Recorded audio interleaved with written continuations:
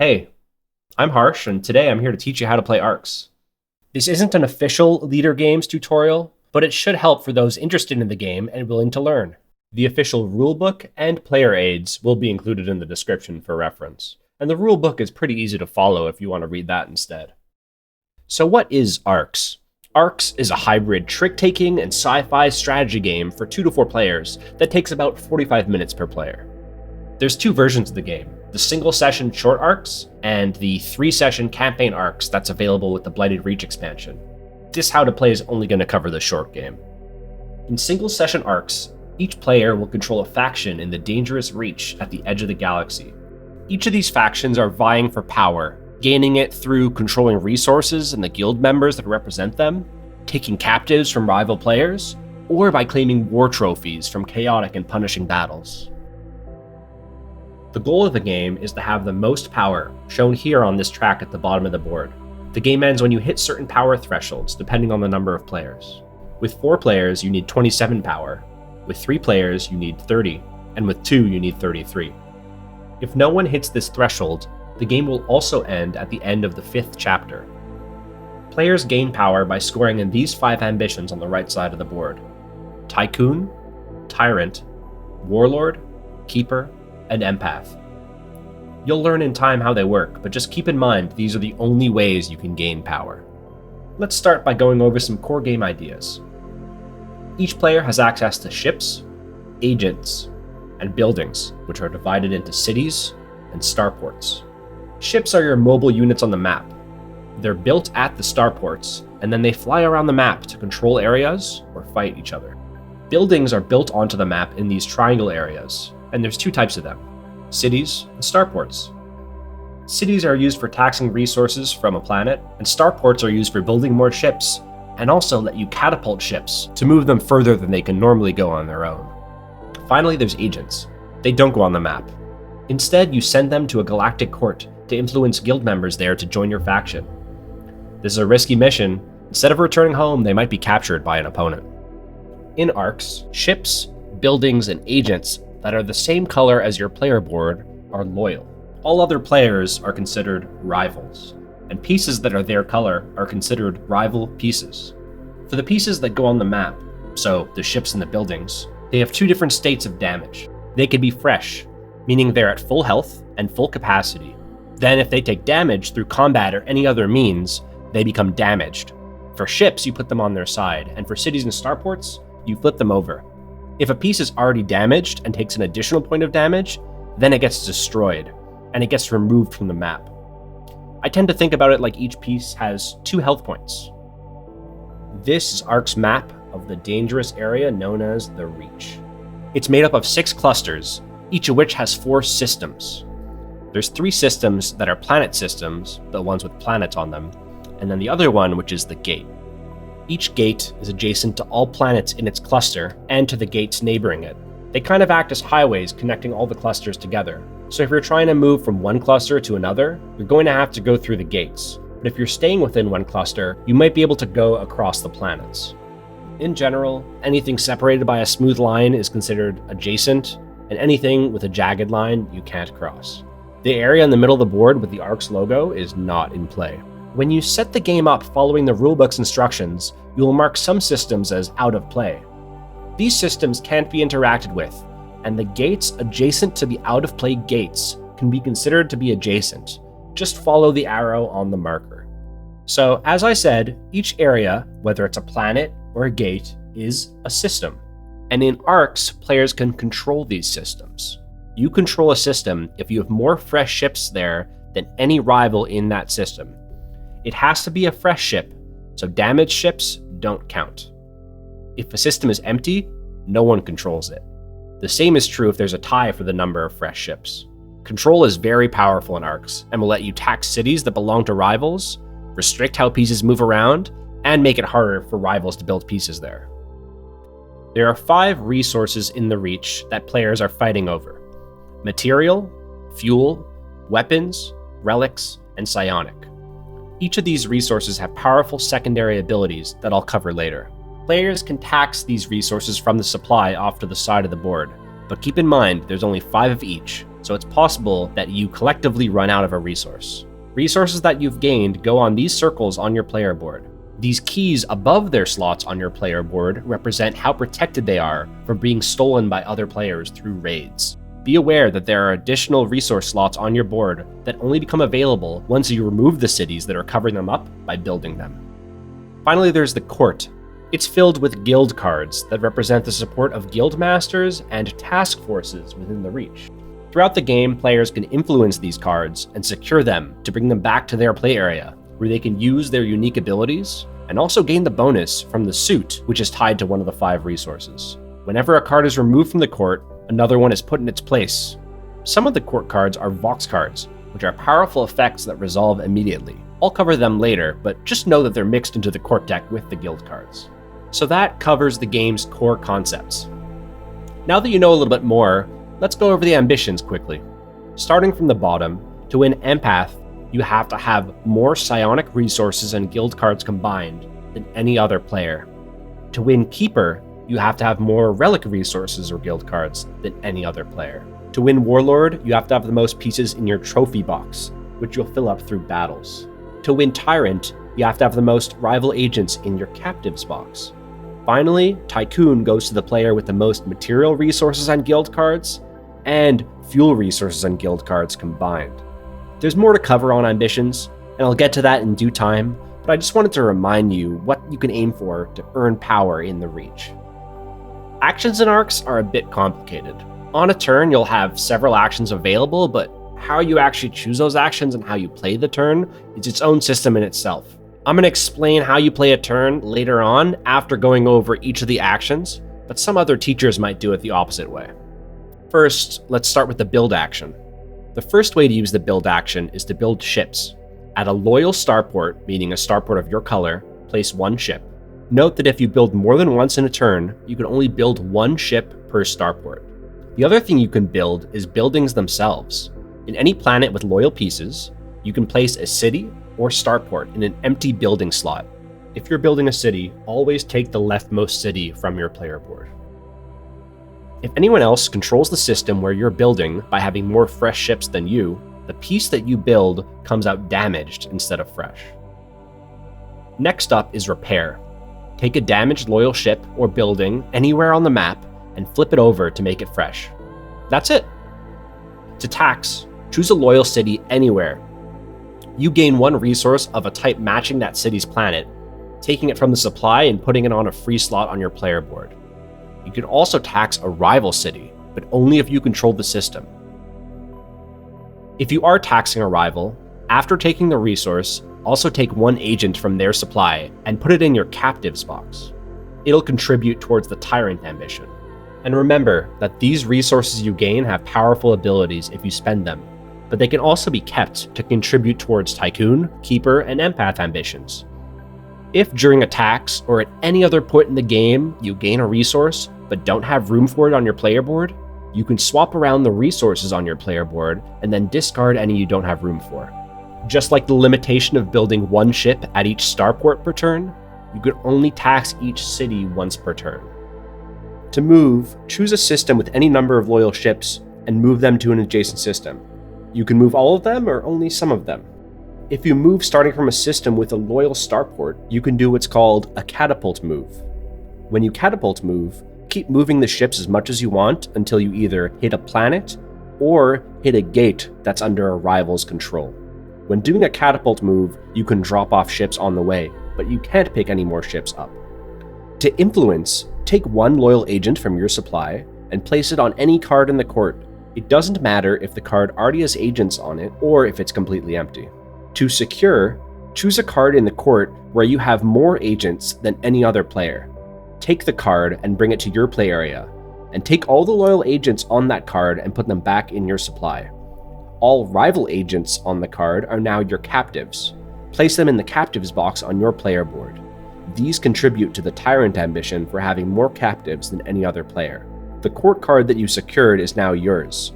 You can use its abilities, and it can contribute towards the Tycoon, Keeper, and Empath ambitions depending on the suit of the card.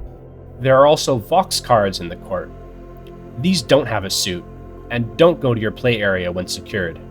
Instead, You resolve the powerful effect written on the card when you secure it, which should give you an advantage as the one securing it. After this, take all rival agents on the card as captives like normal. Finally, after securing, draw a new court card from the court deck and place it face up in the spot where the previous court card was.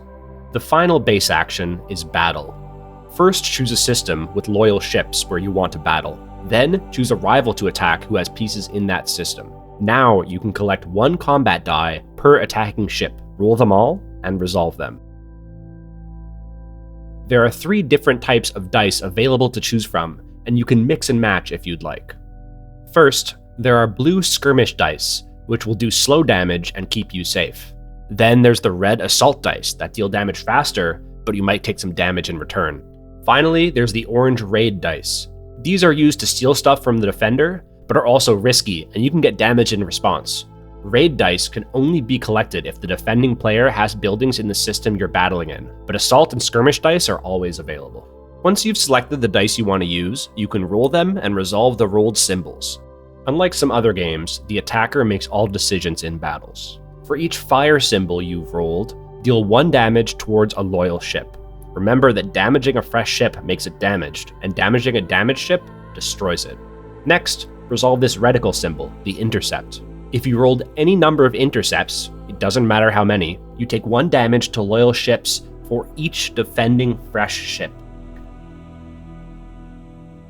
Now you can resolve the hits from this explosion symbol. For each of these symbols, do 1 damage to a rival ship. If there are no rival ships remaining, do damage to the defender's buildings instead. If you rolled raid dice, there are hit symbols that target buildings only, even if there are defending ships present. Any defending pieces that are destroyed in battle go to your trophies box on your player board, and they'll contribute towards the Warlord ambition. But any attacking pieces that are destroyed in battle go to the defending rival's trophy box. Finally, if you rolled raid dice and still have attacking ships remaining after fighting, resolve the key symbols. You may spend these keys to take resources or guild cards from the defending player. The amount of keys needed for each can be found above the resource slots and in the top left corner of guild cards. You can spend these keys either all on 1 resource or guild card, or split them up between multiple resources and guild cards. If during a battle you destroy an enemy city, you provoke outrage among the people of the planet. Discard all resources and guild cards whose suit matches the planet, and place one of your agents covering the outrage icon of that type on your player board. That resource is now outraged. You can't spend it for its special ability, which I'll cover in due time. There is no way to recover outrage, so be very careful about provoking it. On top of provoking outrage, you also ransack the court. If there's a card in the court with agents from the player whose city you destroyed, secure the card. In other words, take that card to your play area. Any rival agents on that card are taken as trophies. Loyal agents return to your supply. If you need a recap of the battle action or any other action, you can find summaries on the player aid booklet linked in the description. So that covers all the base game actions. As a recap, build lets you place ships at starports and place buildings on empty slots, but rival control causes you to build things damaged. Repair lets you make loyal damaged ships or buildings fresh. Tax lets you take a resource from the supply matching either a loyal city, regardless of control, or a rival city that you control. And if you're taxing a rival city, also take a captive. Move lets you move any number of ships one adjacent space. And if you're moving from a loyal starport, you can catapult and keep moving until you run into either a rival-controlled gate or run into a planet. Influence lets you add a loyal agent to any card in the court, and Secure lets you take a card from the court that you have the most agents on. All rival agents on that card go to your captive's box. Finally, battle against a rival player in a system where you have ships and they have any pieces. Gather dice from any combinations of colors matching the number of loyal ships, roll and resolve them. Orange raid dice require the defender to have a building and let you steal resources and cards based on how many keys you rolled, but risk destroying the buildings and outraging resources for the rest of the game. Any rival ships or buildings destroyed in combat go to your trophy box, and any loyal pieces destroyed go to the defender's trophy box. Some cards in the base game or expansions have abilities that look like this: a new action term followed by a base game action in brackets. If you have these cards, you can do this new action in place anytime you would do the action in brackets. For example, if you have shipping interest, you may use the synthesize action in place of a build action to gain 1 fuel. Now that we've covered what you can do in arcs, we can finally go over how you do things in the game and how individual turns work. Unlike some other games, players can't strictly choose to do what they want on a given turn. Instead, players play action cards in a trick-taking minigame similar to Bridge, Hearts, or Euchre. There are 4 suits of action cards, numbered 2 through 6. If playing with 4 players, you also use the 1 and 7 cards of each suit. Each suit has a subset of actions tied to it, written on the side. Mobilization cards let you move or influence. Construction cards let you build or repair. Aggression cards let you battle or move or secure. And administration cards let you tax or repair or influence. Each card has a certain number of action pips, these little stars here. In an ideal situation, you can take one of the listed actions for each action pip on the card. So with the 4 of mobilization, for example, you have 3 actions. Either 3 moves, 3 influences, 2 moves, 1 influence, 1 move, 2 influences, any combination works. Cards with a lower number in the top left corner tend to have a higher number of pips, and higher numbers tend to have fewer pips. Now that we know about action cards, we can learn how to play them. Here's how a round of arcs works. Each player starts with 6 action cards, and 1 player starts with the initiative marker. That player goes first and plays a card to the lead box on the board and takes 1 action for each pip on the card. Next, going clockwise in turns, each other player plays a card and takes actions. Each player after the lead player has 3 options. 1, you can surpass by playing a card of the same suit as the lead, but with a higher number than the lead card. When you do this, you can use all the star pips from the card for their actions. 2, you can pivot by playing a card of a different suit as the lead. When you do this, you can only use 1 star pip from the card you played. 3, you can copy by playing a card face down. When you do this, you can use 1 star pip from the lead card. Some things to note. Unlike some other trick takers, you can play any card in your hand and don't need to follow suit if able. Also, to surpass, you only need a higher number than the lead card. If another player has played a higher card between the lead player and your turn, you don't need to beat that higher card to surpass. After every player has played a card, the round is over. Discard all played cards to the discard area, and pass the initiative to the player who played the highest numbered card of the same suit as the lead. And start a new round with that player playing a lead card. Continue to play rounds until all players are out of cards in hand, at which point you have completed a chapter. At the end of the chapter, all players score power from ambitions and do some cleanup, both of which I'll explain in a little bit. If the game isn't yet over from power or reaching the end of Chapter 5, advance the chapter marker, deal 6 new cards to all players, and start a new chapter with the current initiative holder playing a lead card. Beyond playing a card and using its star pips, there are a couple more optional things that players can do on their turn. After playing the lead card, the player with initiative has the option to declare an ambition before they take normal actions on their turn. To do this, they place the 0 marker on top of their played card. They then take the largest numbered ambition marker from the available markers area in the top right of the board and place it on the ambition that matches the symbol in the bottom left of the played action card. These symbols are tied to the number on the card, so all 2 cards let you declare Tycoon, all 3s let you declare Tyrant, and so on. There are no restrictions stopping you from declaring an ambition that's already been declared this chapter. Just put the new marker in the box next to the existing one. If playing with 4 players, there are 1 and 7 action cards added. 1s cannot be used to declare an ambition, and 7s can be used to declare any ambition you choose. Only declared ambitions will score power at the end of the chapter, so declaring an ambition can be very strong, since it gives you the say of which objective players can pursue if they want to gain power. But it comes with a drawback. The ambition declared marker itself overrides the number of the action card to a 0, meaning any player with a matching suit can play that to surpass. And there's a high chance of the initiative going to another player. Also, there are only 3 ambition markers in the game. meaning if you don't take your chance to declare an ambition, it's possible that someone else will do it first, and you won't have the chance for the rest of the chapter to declare that ambition you want. And even if you do declare it later, because you always use the largest numbered ambition marker first, ambitions declared later in the chapter will be worth less points than those declared earlier. After declaring and placing the marker, the lead player takes actions as they normally would on their turn. If you're not leading, there is also an optional action that you can do before taking normal actions on your turn. After playing an action card, you may discard another action card to seize the initiative. Take the initiative marker from whoever holds it and knock it on its side. At the end of the current round, instead of the initiative going to the player who played the highest card of the lead suit, it'll go to whoever seized the initiative. They take the initiative marker and stand it upright. If another player already seized the initiative this round, you cannot seize it. In other words, only one player can seize the initiative per round. If playing with 4 players, there's another way to seize. Anytime you surpass with a 7, meaning you play a 7 of the same suit as the lead card, if the initiative has not yet been seized, you also seize the initiative.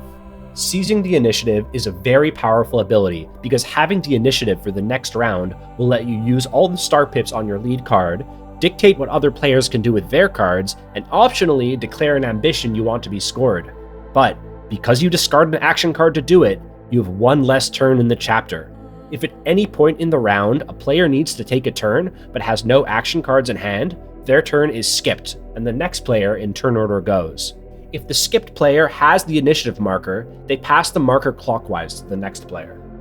The next optional set of actions for any player is the Prelude. After playing a card and optionally declaring ambitions or seizing initiative, but before taking any actions on your played action card, the current player enters the Prelude phase. During this phase, players can use the Prelude action on any guild cards they have, or spend resources for their special unique Prelude actions. Players can take as many of these Prelude actions that they'd like, but once they start taking actions from the action card, their Prelude is over, and all the spent resources go back to the supply.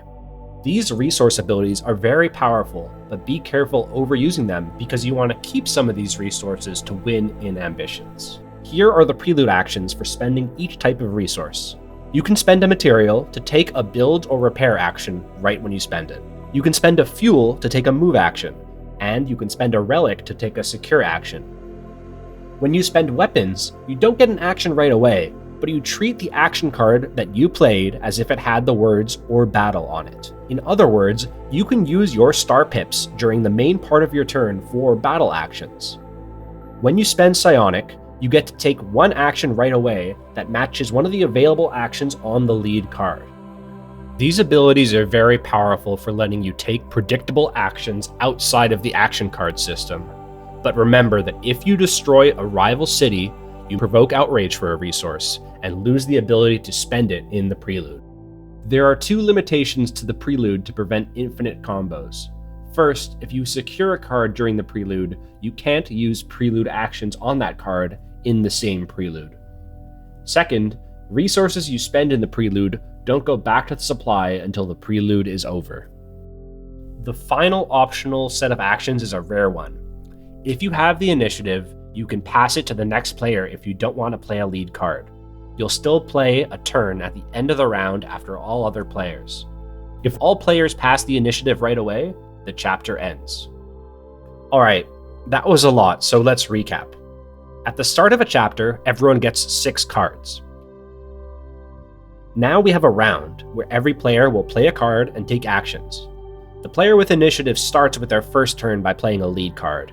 They have the choice to declare an ambition by placing the marker, setting the number value to 0, and taking the highest available ambition marker and placing it on the matching ambition.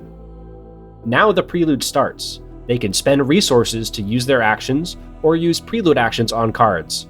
In this case, they're going to spend a material to build a new ship at this starport. Once they decide to end their Prelude, those resources are returned to the supply, and they start taking pips from their played card. In this case, they're going to move this set of ships and influence 3 times, twice on this card and once on this one. Now all other players go in order. They can either surpass with a higher card of the same suit to use all the card's pips, pivot with a card of a different suit to get 1 pip from the card they played, or copy with any card played face down to get 1 pip from the lead card. We go to the next player in line. They play a card of the same suit but higher to Surpass with a 5 of mobilization. They choose to skip their Prelude and take 2 move actions. The next player pivots with a 4 of aggression. Before their Prelude, they're opting to discard an extra card to seize the initiative. Now in their Prelude, they're spending a Psionic to take an action from the lead card and influence once. After that, they end their Prelude and use their 1 aggression action to secure a card from the court. The final player wanted to seize but can't, since someone already seized this round. They're going to play a card face down to copy, and then spend 3 material. 2 to repair their fleet, and 1 to build a new ship. And then for their main action, they're going to influence the new card in the court. Now the round is over. Normally, the initiative would go to the player that played the highest mobilization card, which is the player that played the 5 mobilization. However, because someone seized this round, that player gets the initiative for the next round. After playing multiple rounds, once everyone is out of cards, the chapter is over. Now that the chapter is over, we can score power based on the declared ambitions. From top to bottom, go through the ambitions that have markers. Whoever gets first place in the ambition gets power equal to the bigger number on the marker, and whoever gets second place in the ambition gets the smaller number. In case of a tie for first, all players who are tied get the power for second place. But if players are tied for second place, they don't get any power. If there are multiple markers on the same ambition, add all the larger numbers together for first, and add all the smaller numbers together for second. Let's go through all the ambitions again. For Tycoon, have the most material and fuel icons from both resources and guild cards in your play area. You'll be gaining the resources through taxing or raiding them from other players, and you'll be gaining guild cards from securing them from the court or raids. For Tyrant, have the most pieces in your captives box. You'll get these from taxing rival player cities and from securing cards that have rival agents on them. For Warlord, have the most pieces in your trophies box. You'll get these from destroying rival pieces in battles. For Keeper, have the most relic icons from resources and guild cards. And for Empath, have the most psionic icons from resources and guild cards. One important detail is that you can't get power if you have none of what's being counted. For example, you can't get tied first place for Keeper if nobody has relics. If you've built enough cities, you'll uncover spots on your player board that give you bonus power for each ambition that you've won. If you only have 1 uncovered, you get +2 power for each ambition. But if you have both uncovered, you get +5 for each 1 ambition. Be aware that this is only for winning the ambition. You do not get this bonus if you get second place. After scoring, it's time to clean up.